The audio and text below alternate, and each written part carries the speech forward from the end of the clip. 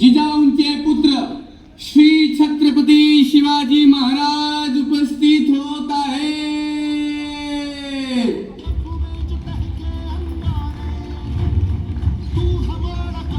हा महाराष्ट्र फक्त जमीन नाही, ही शहराची गाथा आहे आणि स्वराज्याची ज्वाला आहे।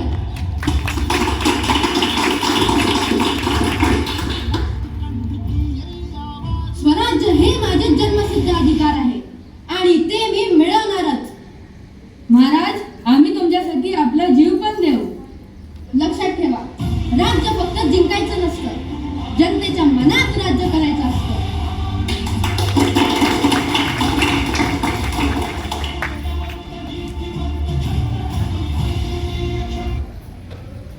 महाराज, अफजल खान भेटायला आला आहे।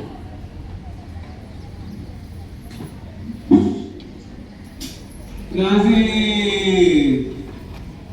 शिवाजी राजे, दक्खन ने बहुत खून देखा है, आज की मुलाकात उसे खत्म करेगी। आम्ही बोलावणी मान्य करून आलो आहोत। जब दो ताकतें टकराती है ना, तो जमीन भी रंग बदलती है। आणि तेव्हा इतिहास घडतो। आइए राजे, अब कोई फासला ना रखे। तुमच्या समोर उत्तर आहे।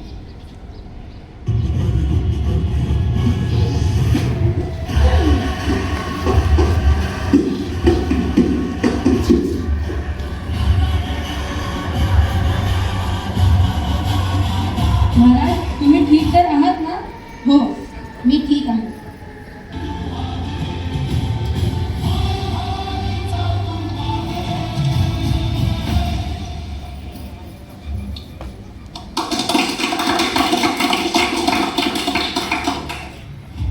याच स्वराज्याच्या विचारातून महाराष्ट्राची ओळख निर्माण झाली।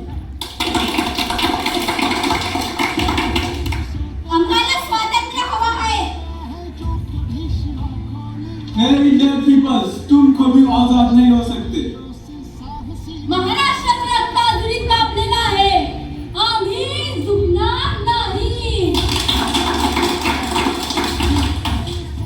मराठी माणसांसाठी स्वतंत्र महाराष्ट्र हवा। अगदी बरोबर, माझा जीव गेला तरी चालेल, पण महाराष्ट्र घडला पाहिजे। कितीही अडचण येऊ दे, आपल्या मार्गात कितीही संघर्ष येऊ दे, आपण आपल्या देशभक्तीने महाराष्ट्र घडवत राहू। 105 हुतात्म्यांच्या बलिदानानंतर 1 मे 1960 रोजी आपला महाराष्ट्र जन्माला आला। मी अन्नदाता, पण आजही संघर्ष करतोय। मी अजूनही शिकते, पण मला योग्य दिशा हवी आहे। आपण काय करतो? आपण फक्त सोशल मीडियावर जय महाराष्ट्र लिहितो, पण खऱ्या आयुष्यात काय करतो हा सांगा? आहे उत्तर तुमच्याकडे? आमच्या महाराजांनी ही शिकवण दिली होती का? 105 हुतात्मा महाराजांनी आणि अनेक मावळ्यांनी आपला जीव देऊन महाराष्ट्र स्वतंत्र केले, पण आपण आपल्या महाराष्ट्राला खऱ्या अर्थाने जगतो का? हा प्रश्न तुम्ही स्वतःला विचारा। मी स्वराज्य निर्माण केले, आता तुमची वेळ आहे, तुम्ही स्वाभिमान जपा।